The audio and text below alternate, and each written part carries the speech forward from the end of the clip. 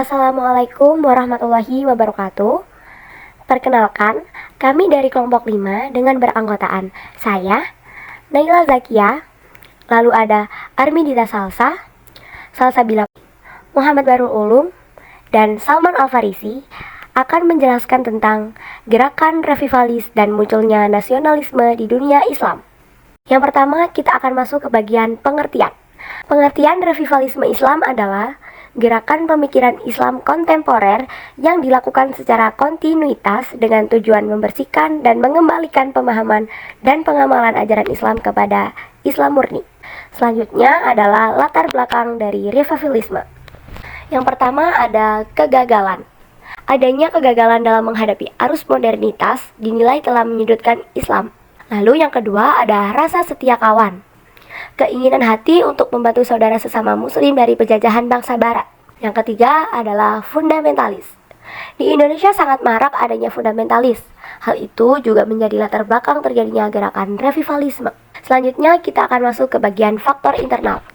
Yang pertama adalah fakta bahwa umat Islam memiliki nilai-nilai peradaban, kekayaan warisan Turats, intelektual dan teori ijtihad yang komprehensif dalam wujud agama Islam yang lurus.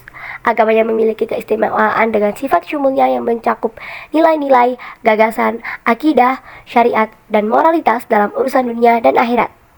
Yang kedua, dalam Al-Quran banyak menjelaskan dan seruan untuk melakukan kebaikan dan perubahan.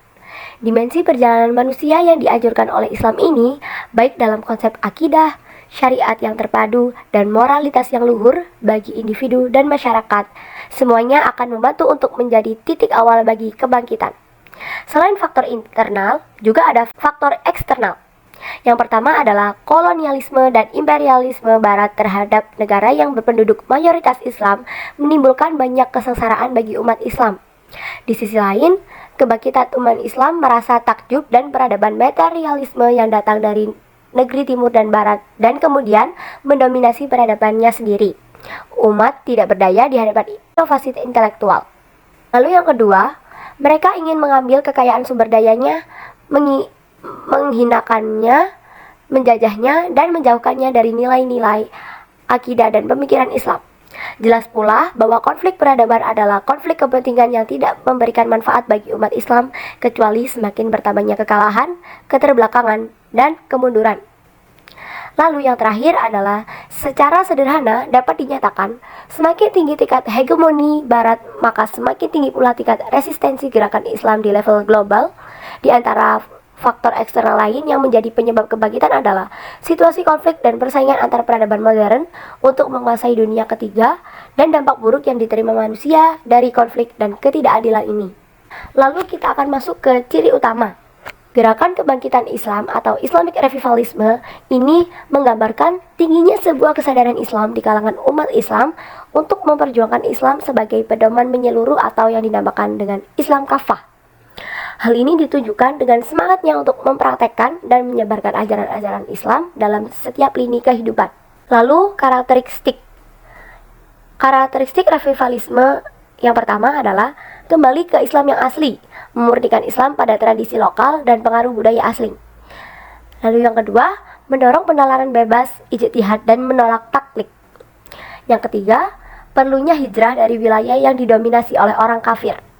Yang keempat, keyakinan kepada adanya pemimpin yang adil dan seorang pembaru.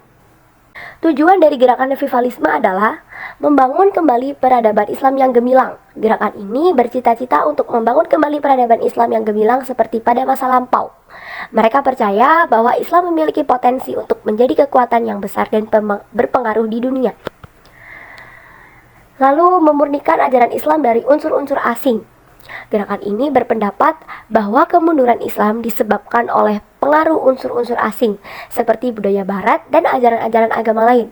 Oleh karena itu, mereka berupaya untuk memurnikan ajaran Islam dengan kembali kepada sumber-sumber aslinya, yaitu Al-Quran dan As-Sunnah. Selanjutnya adalah tujuan dari gerakan revivalis yang terakhir, menerapkan syariat Islam secara menyeluruh. Gerakan ini berpendapat bahwa syariat Islam adalah satu-satunya solusi untuk mengatasi berbagai masalah yang dihadapi oleh umat Islam. Oleh karena itu, mereka berupaya untuk menerapkan syariat Islam secara menyeluruh dalam semua aspek kehidupan, termasuk politik, ekonomi, sosial, dan budaya. Selanjutnya, kita akan masuk ke dalam macam-macam gerakan revivalis. Yang pertama ada Salafiyah. Gerakan Salafiyah adalah gerakan yang berusaha untuk memurnikan ajaran Islam dengan kembali kepada ajaran para sahabat Nabi SAW. Gerakan ini didirikan oleh Nasiruddin Albani. Lalu yang kedua ada Hizbut Tahrir. Gerakan Hizbut Tahrir adalah gerakan yang bertujuan untuk mendirikan khilafah Islamiyah. Gerakan ini didirikan oleh Taqiyuddin Al-Nabhani di Yordania pada tahun 1953. Gerakan ini telah menjadi salah satu gerakan Islam yang paling berpengaruh di dunia. Selanjutnya ada Wahabiyah. Gerakan Wahabiyah adalah gerakan yang merupakan kelanjutan dari gerakan Salafiyah. Gerakan ini dipelopori oleh Muhammad bin Abdul Wahab dan diusung oleh Muhammad bin Saud. Gerakan ini berhasil menyatukan Arab Saudi di bawah kekuasaan dinasti Saud. Lalu ada Ikhwanul Muslimin. Gerakan Ikhwanul Muslimin adalah gerakan yang bertujuan untuk mendirikan negara Islam. Gerakan ini didirikan oleh Hasan al-Banna di Mesir pada tahun 1928. Gerakan ini telah menjadi salah satu gerakan Islam terbesar di dunia. Yang terakhir ada Jamaah Tabligh. Gerakan Jamaah Tabligh adalah gerakan yang bertujuan untuk menyebarkan agama Islam. Gerakan ini didirikan oleh Muhammad Ilyas di India pada tahun 1926. Gerakan ini telah menyebar ke seluruh dunia dan memiliki pengaruh yang signifikan terhadap umat Islam. Munculnya nasionalisme di dunia Islam. Apa itu nasionalisme? Nasionalisme adalah sebuah sikap cinta tanah air pada diri seseorang terhadap bangsa atau tempat kelahirannya. Di dalam Islam, nasionalisme biasa dikenal dengan hubul waton atau cinta tanah air yang bertujuan untuk meningkatkan kepedulian terhadap negara untuk mencapai bangsa yang berkualitas. Namun, di dalam Islam, terdapat juga nasionalisme yang tidak dibenarkan, yakni dengan menyombongkan diri, menganggap bangsa lain lebih rendah yang pada dasarnya akan menimbulkan konflik dan perpecahan. Faktor munculnya nasionalisme. Secara umum, muncul dan berkembangnya ide nasionalisme di Islam disebabkan oleh kolonialisme dan sikap pemerintahan Turki Utsmani. Kesadaran penguasa dan masyarakat atas dominasi Barat membawa pada kesadaran nasional. Jadi, semakin banyak yang cinta tanah air dan mengharapkan masa depannya, sehingga serangan-serangan Eropa yang semakin banyak justru menggerakkan mereka untuk membela kemerdekaan mereka yang terancam. Pengaruh nasionalisme di dunia Islam. Pengaruh positif. Nasionalisme dapat memperkuat identitas dan kesatuan di antara negara-negara Islam, memotivasi solidaritas untuk mengatasi tantangan bersama. Pengaruh negatif. Persaingan nasionalisme dapat menimbulkan konflik di antara negara-negara Muslim, menghambat kerjasama regional, dan menimbulkan ketegangan politik. Tokoh nasionalisme Islam di Indonesia. Kiai Haji Hasyim Asy'ari. Kiai Haji Muhammad Hasyim Asy'ari menjadi nama pahlawan Islam di Indonesia. Hasyim Asy'ari berasal dari daerah Jombang. Beliau dikenal sebagai pendiri Nahdlatul Ulama atau NU, salah satu organisasi Islam pertama dan terbesar di Indonesia. Insinyur Soekarno, sang proklamator kemerdekaan, yaitu Insinyur Soekarno yang berasal dari Surabaya. Insinyur Soekarno adalah presiden pertama Indonesia yang juga berperan sebagai pencetus dasar negara Pancasila yang kita gunakan hingga saat ini. Pangeran Diponegoro. Pangeran Diponegoro merupakan pahlawan nasional yang berasal dari Yogyakarta.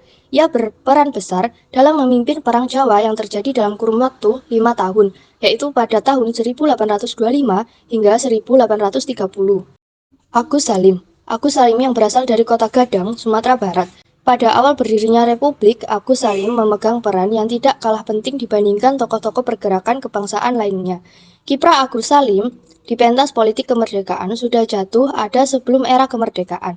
Ia banyak berkecimpung di dunia jurnalistik.